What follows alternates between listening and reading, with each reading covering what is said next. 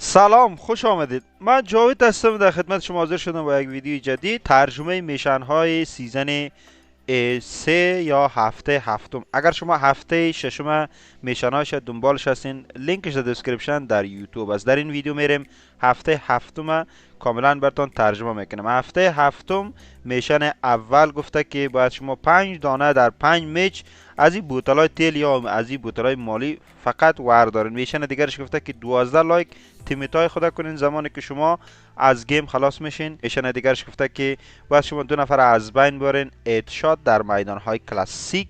میشن دیگرش گفته که در هفته هفتم هر 100 دقیقه که شما داخل میدان باشین 60 تا آر پی پوینت میده. فعلا هفته هفتم است دوستا، این میشن شما میتونین انجام بدین.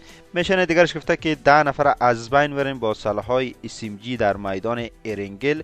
با این سلاح‌ها در میدان ارنگل داخل مود یا بیرون از مود یا بدون رنگ این میشن شما میتونین انجام بدین. میشن دیگرش گفته که با شاتگن باید شما 1 نفر از بین برین در میدان ارنگل.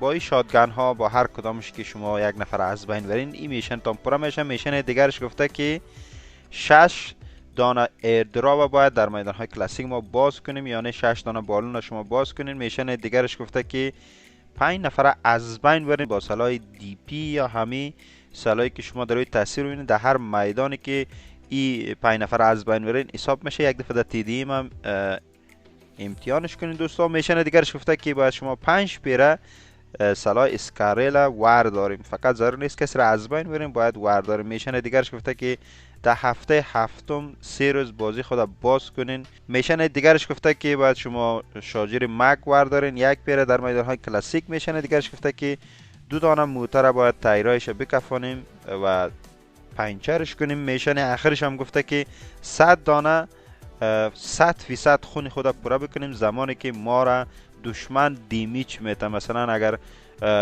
دشمن 1 پیر شما را ناک میکنه و پس شما ریوایف میشین اگر خون بزنین در اینجا این میشن تام پورا میشه. دوستا این بود میشن های هفته هفتم، کاملا براتون ترجمه کردم. اگر کدام سوال داشته باشین میتونید در قسمت کامنت نوشته کنین.